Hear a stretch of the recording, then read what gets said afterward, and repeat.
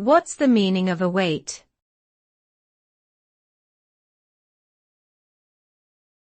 Await.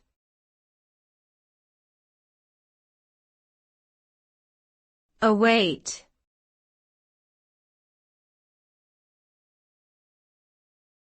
Await.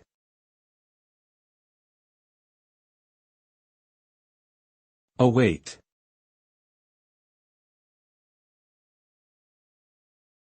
The word await means to wait for something or someone with expectation or anticipation. It implies a sense of patience and readiness as one waits for a desired event or outcome to occur.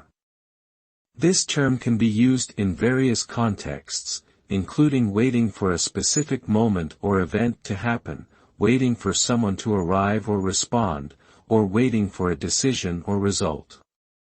In essence, await is an active state of being where one is poised for action, yet patient enough to let events unfold naturally. It is an important concept as it reminds us to be patient in life and trust the process.